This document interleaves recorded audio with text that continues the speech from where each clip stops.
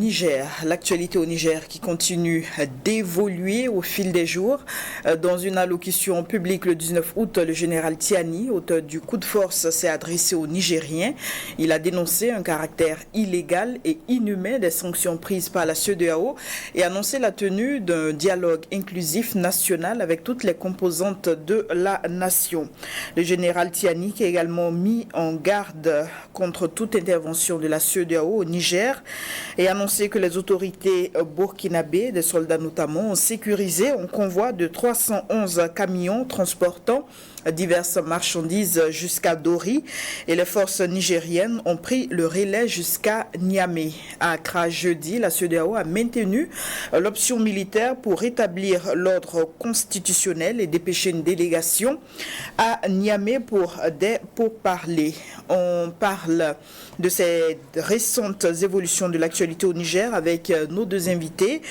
Ambassadeur Paul Sandouidi, ancien maire de la commune de Tansop-Tenga. Merci de toujours être de notre côté pour analyser l'actualité africaine et régionale. Merci, madame. Et nous recevons sur ce plateau Moumouni Zungrana, qui est membre de l'association Racine. Bonsoir. Bonsoir, madame. Alors, le décor, il est campé. Les récentes annonces faites par le Conseil national pour la sauvegarde de la patrie, Dr Zungrana, est-ce qu'elles sont à même d'apaiser cette crise nigérienne? Bon, je pense que apaiser la crise, à mon sens, non, parce que... on parle de convoquer un dialogue inclusif, tout à fait, d'échanger autour de la limitation de la transition. En fait, ils sont en train de déballer les feuilles de route. Bon, mais dire que la situation s'apaise, à mon sens, non, parce que la CEDEAO est restée droit dans ses bottes. La CEDEAO est restée dans sa logique guerrière et elle ne fait que menacer, comme si la situation et les gens trouveraient leur compte dans la guerre. C'est comme s'il y a une main invisible qui veut que cette guerre ait lieu, forcément parce que des intérêts sont en jeu. Donc, à mon avis, les autorités nigériennes ont permis raison, en tout cas, de maintenir le cap et surtout d'indiquer la feuille de route claire pour que les gens sachent que bon, ce qui est fait est fait.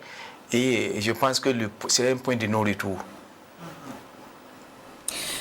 Alors, Paul Sandouidi, vous avez donc suivi les récentes annonces faites par le Conseil national pour la sauvegarde de la patrie. Est-ce que vous estimez qu'elles sont à même à apaiser la crise et que la CEDEAO devrait donc tenir compte de ces grandes annonces faites? Non, à mon sens, parce que depuis le début de la survenue de la crise, la CEDEAO n'a pas fait mystère de ses exigences. Elle les a formulées d'abord par le biais de la diplomatie et on constate que c'est finalement par voie des ondes et autres médias parce que la junte à Niamey s'était refusé catégoriquement, je crois, sauf ces derniers temps, s'était refusé catégoriquement à les recevoir. Alors, lorsque cette déclaration a été faite, je pense que la CEDEAO n'a même pas cru bon de réagir par rapport à cela. En tout cas, moi, je n'en ai pas connaissance. Mais je pense que ce que la CEDEAO attend de la junte, ce n'était pas de convoquer des assises ou de déterminer la durée de son mandat ou de sa transition. Ce que la CEDEAO a exigé et maintient jusqu'aujourd'hui, c'est le rétablissement de l'ordre constitutionnel. Ce à quoi mon vis-à-vis pense que les choses sont déjà faites et qu'on doit en tenir compte. Mais le problème dans ça, c'est d'abord que, bon, je ne vois pas pourquoi, parce que la même rigueur avec laquelle on condamne, comme on appelle ça, l'élan de la CEDEAO, cette même rigueur devrait prévaloir contre ceux-là qui ont assis le coup délibérément. Aujourd'hui, lorsque les gens font état des souverains du peuple nigérien, lorsque lui-même il affirme que ces sanctions sont illégales, mais de quelle loi on parle? Y a-t-il une loi à respecter au Niger ou dans la communauté internationale? Non. Celui qui est ou ceux qui devraient être les plus sensibles à la douleur à la souffrance du peuple nigérien, c'est d'abord eux. Ils sont nigériens et ils se proclament aujourd'hui autorité du Niger. Et donc c'était à eux de tout faire pour que, au moins, on aboutisse à une sortie de crise. Ils ne le font pas, mais aujourd'hui, les intellectuels comme les citoyens lambda que nous sommes, la plupart des opinions retiennent que c'est la CEDEAO qui en fait trop. Mais qu'est-ce que la junte elle-même, elle fait? Est-ce qu'elle était fondée à le faire?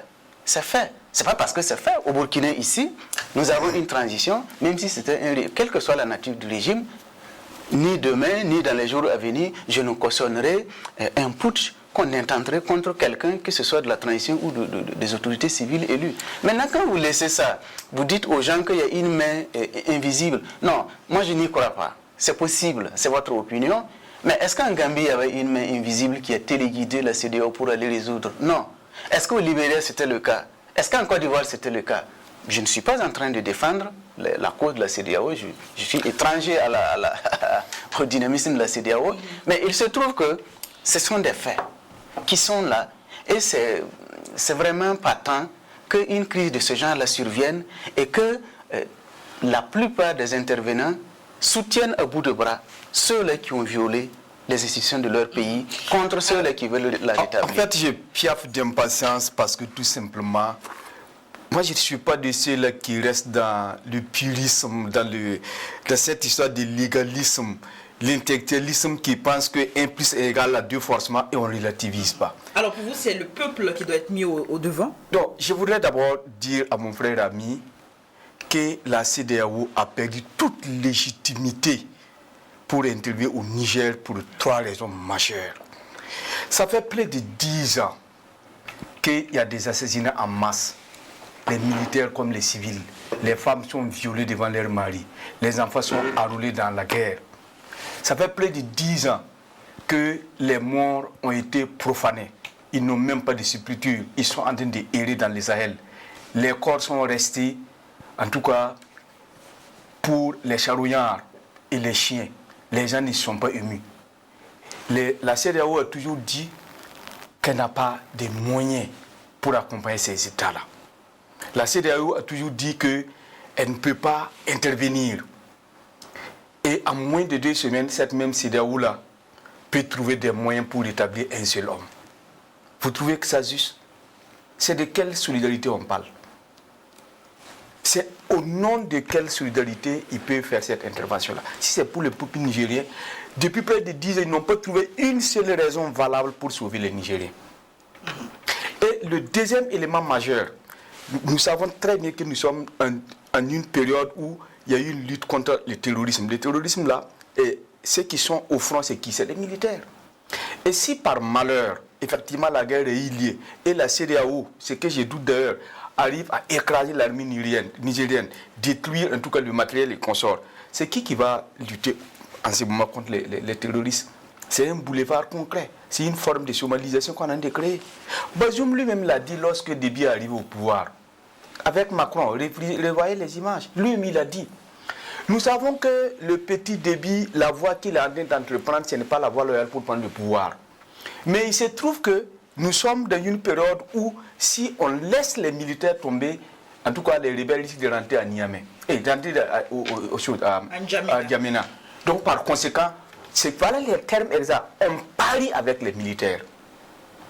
Donc cette situation aujourd'hui fait que, au nom du fait que la CEDEAO s'est tue pendant 10 ans devant l'apocalypse que vit en tout cas le Niger et la sous-région là, au nom de cette situation là, aujourd'hui, la CEDEAO doit se taire. Parce que tout simplement, elle n'a jamais été sensible à la souffrance, en tout cas du Sahel. Alors, je reste toujours avec vous, docteur Moumouni Zoungrana. Le fait que les autorités en place au Niger sont dans une dynamique d'enrôler les populations comme volontaires pour la sauvegarde de la patrie à leur niveau face à une intervention militaire imminente, est-ce que c'est une option à saluer? Moi, je pense que c'est une option à saluer parce que la mère patrie a été agressée et les fils et les filles, en tout cas, doivent se mettre en ordre de bataille pour défendre la mère patrie. Vous voyez, ce n'est pas une guerre pour la démocratie. c'est que les gens... Moi, je vais bien comprendre. Mon ami me fait comprendre qu'il n'y a pas une main invisible qui tire les ficelles. Alors, lorsque vous dites que ce n'est pas une guerre contre la démocratie, on voit là qu'ils veulent rétablir le président démocratiquement élu qui a été déchu. En fait, les gens, Bazoum pèse peu. Même pour les Occidentaux et particulièrement la France, Bazoum compte peu. Ce qui compte, c'est l'uranium du Niger. N'oubliez pas que le Niger est le tout premier pays, en tout cas fournisseur d'uranium en Europe. C'est le Niger qui tient la tête, suivi du Kazakhstan, la Russie, l'Australie et le Canada. Et n'oubliez pas que en ce moment, le Niger regorge du gaz qui doit alimenter l'Europe. Il s'agit de ces enjeux-là.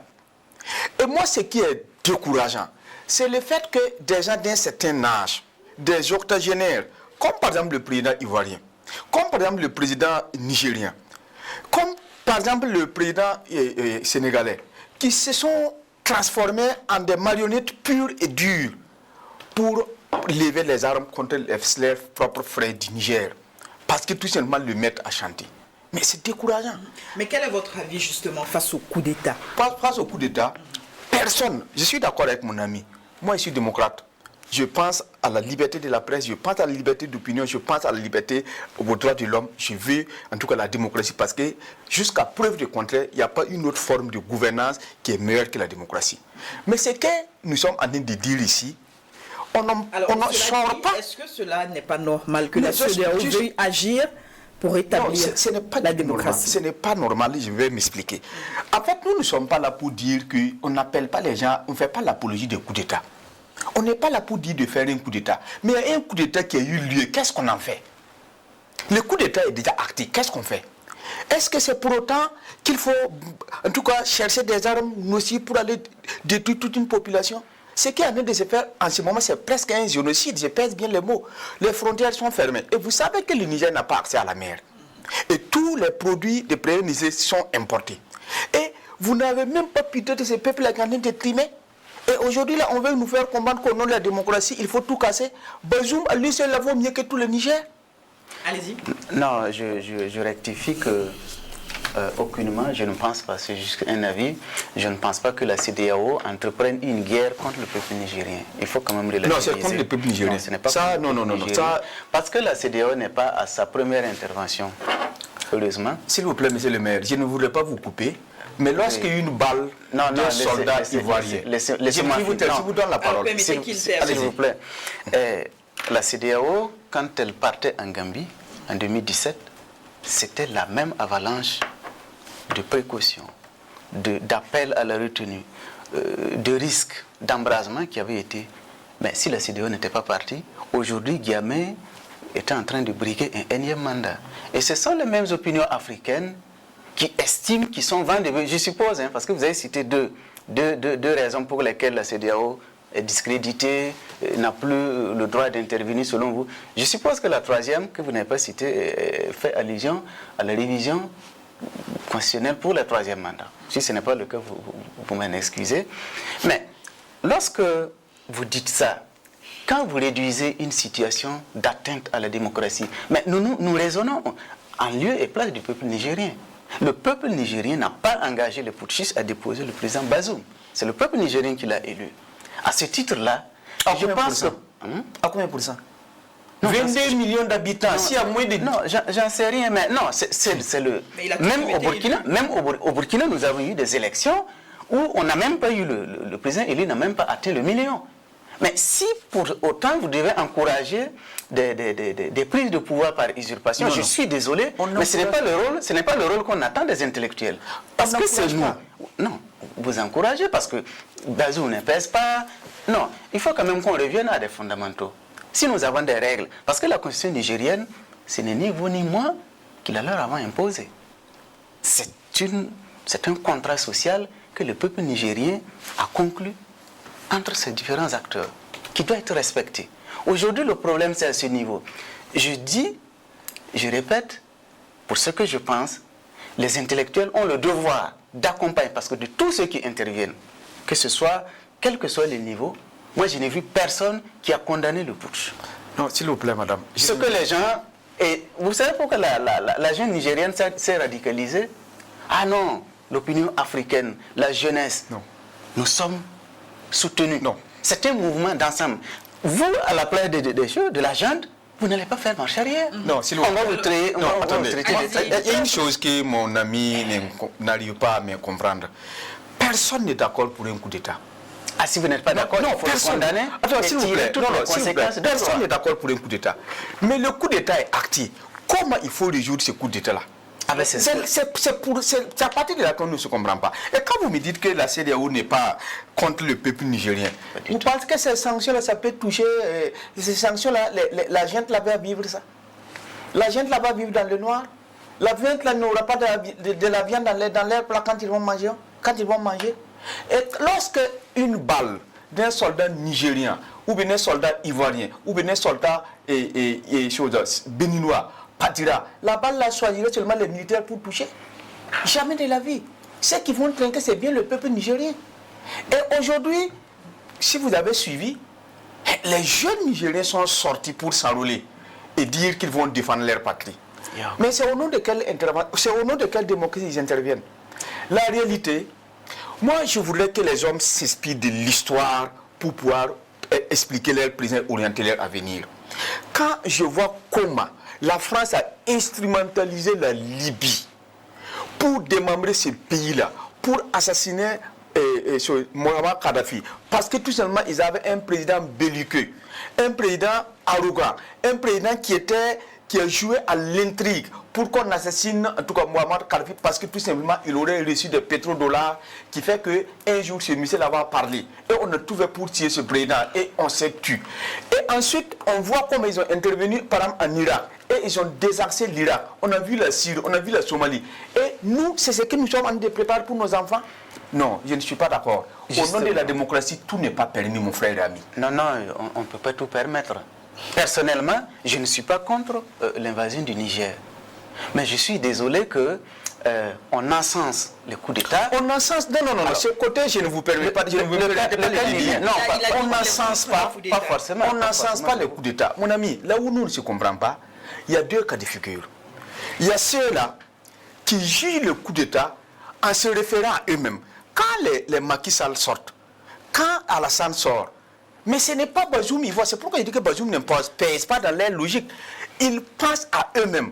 Et quand je prends aussi certaines personnes qui ont été les mamelles de l'impunité. Alors il faut relativiser. Le président ivoirien a dit qu'il ne faut pas voir la Côte d'Ivoire, il ne faut pas voir le Sénégal, il faut voir la CEDEAO. Il parle de la CEDEAO. Oui, allez-y. Je voudrais surtout, pour le cas libyen qui nous attriste tous, la CEDEAO est une raison supplémentaire pour nous renseigner qu'elle doit exister. Tout le monde est d'accord qu'elle doit exister, mais tel qu'on façonne les opinions pour ne présenter que le côté diabolique de la chose, ce sont les Africains encore qui vont perdre. Parce que jusque-là, tous les analystes s'accordent pour dire que la CEDEAO est une des meilleures organisations qui existent. Non, je termine quand même. Allez-y. La Libye serait dans l'espace CEDEAO que même les États-Unis réfléchiraient pas 2 fois avant de l'envahir. Ça au moins c'est certain.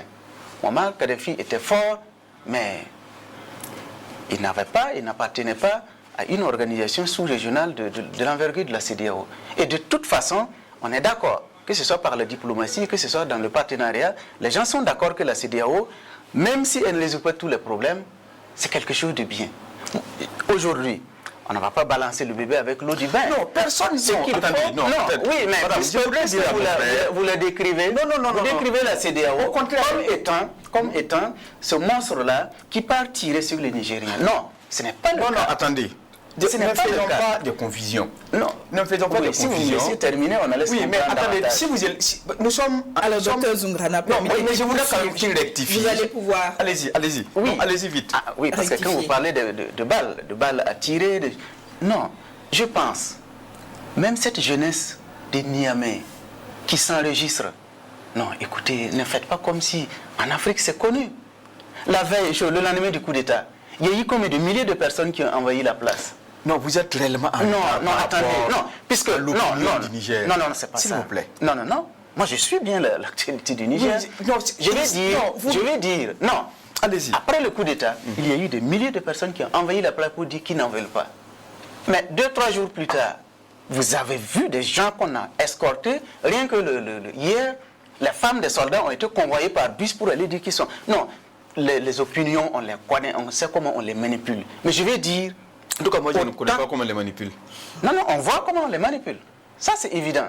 Donc, je vais dire, autant il y en a qui ne sont pas pour la guerre au Niger, autant il y a des Nigériens, beaucoup de Nigériens, qui sont attachés à la légalité. Non, attendez. Alors, donc, dans ce cas-là, ne soyons pas légalistes. Ne restons pas du légalisme. Non, ne restons pas dans le purisme. Nous sommes à combien de coups d'État? Nous sommes à combien de coups d'État? Non, s'il vous plaît. Les coups d'État ont leur explication. Quand Macky Sall aujourd'hui se prévaut, en tout cas, d'être ce démocrate-là, on sait ce qu'il a mis de faire dans son pays. Alassane, on sait ce qu'il a fait dans son pays. Mais de quoi on parle? Non. Si c'est la démocratie, on sait quels sont les démocrates. Le problème qui est là, si vous prenez l'opinion publique africaine d'une manière générale, et de l'Afrique en particulier, personne ne veut de cette guerre-là. Regardez par exemple au Nigeria, où le président est sorti, c'était lui qui était vraiment avec des propos guerriers.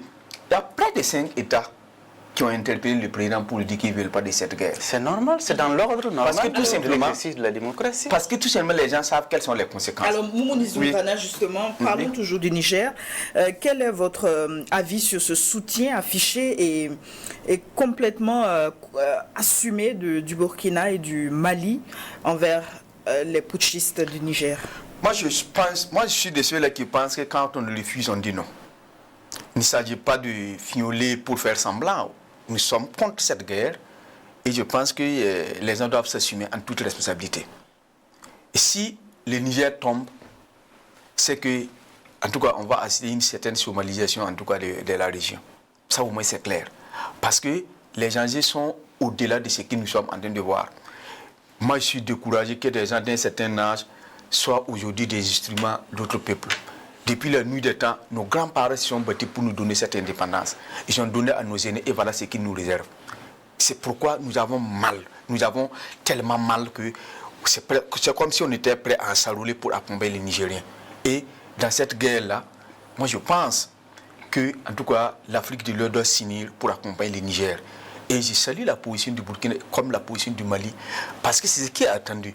Vous savez, lorsque... Dans tout ça, on ne risque pas d'oublier nos propres priorités. Oui, mais notre propre priorité, ça ne commence même pas les Niger. Je vous explique, madame. Les attaques qui ont eu lieu à Dori, à Djibo, les terroristes, ils viennent d'où? Ils viennent d'où? C'est du Niger. Et nous avons 3 frontières. Le Mali, le Burkina et le Niger. S'il y a un ventre mou dans cette histoire-là, c'est que la lutte est vaine. Madame. Et là, c'est dangereux. Alors je dois quand même rappeler au bon souvenir de Monsieur Zoumrana. Monsieur Zoumrana. Non, je crois qu'on va trop vite en besoin. Demandez à l'état-major de vous produire des statistiques sur la provenance des attaques des pays voisins en direction du Burkina. On vous dirait que la majorité vient du Mali. Mais est-ce que le Mali et le Burkina ont une divergence de vue? Non. Justement, encore une fois, voyez-vous, ça trahit cet état d'esprit-là. Ce n'est pas parce qu'il y avait un pouvoir civil à Niamey, quelqu'un l'a dit il n'y a pas longtemps. Non, c'est la divergence de point de vue, l'autre est civil, l'autre est militaire, on collabore. Non, mais justement, c'est la volonté d'instaurer cet ordre militaire-là qui pose problème. Moi, je ne le défends pas. Non, si vous êtes un président élu, un instant s'il vous plaît, si vous êtes un président élu, quel que soit le nombre de mandats que vous avez fait, des coups d'État apparaissent. Mais écoutez, depuis Oufoué, vous avez vu comment Sankara a été combattu. Ça, c'est dans l'ordre normal des choses. Non, moi, je ne les encourage pas dans ce sens-là. Les détails que vous oubliez, mais sachez, c'est Bazoum. Je donne un petit détail. C'est Bazoum lui-même qui s'est disqualifié. Non. Parce que tout simplement, Bazoum, en tant que commandant en chef de son armée, a déclaré, en tout cas, tambour battant, que son armée est faible. En tout cas devant les terroristes. Et c'est même pas ça le problème. Bazoum fait comprendre au peuple nigérien que leur sécurité doit être sous-traitée.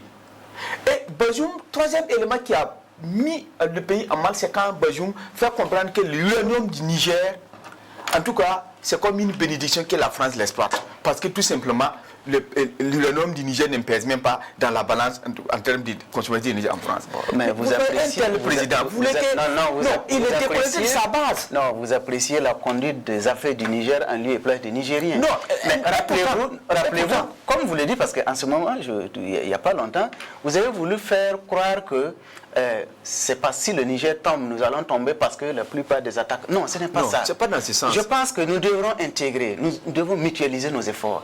Et ça... Voyez-vous, le Burkina qui s'engage à tue-tête, s'il vous plaît, dans le bourbier nigérien, ça pose problème, même si nous avions des moyens. Parce qu'en même temps, nous allons en guerre contre le Nigeria, contre la Côte d'Ivoire, contre le Ghana, contre le Bénin. Non. Est-ce qu'on imagine là où on met les pieds? Non. Alors, nous sommes malheureusement à la fin de cette émission. L'actualité nigérienne, elle évolue comme je l'ai dit, mais 1 minute pour réagir rapidement. Non, je voudrais seulement rassurer à mon frère ami que nous sommes tous démocrates, mais il y a des moments où le devoir nous appelle.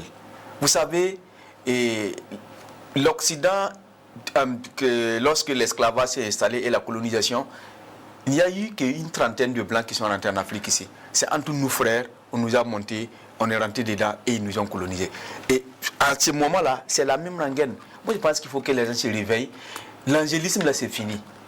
L'angélisme, là, est fini. Si on ne se réveille pas, nos enfants seront toujours les esclaves des autres. Alors, merci à vous. Nous aurons l'occasion de revenir sur cette actualité au Niger, vu qu'elle évolue. Et qu'est-ce que la semaine, sans doute, va nous réserver? Plusieurs surprises. Alors, merci à vous, très chers invités, Paul Sandouidi. Merci à vous, Mouni Zungrana. Et merci aux téléspectateurs qui sont restés fidèles à Burkina Info pour suivre ce programme.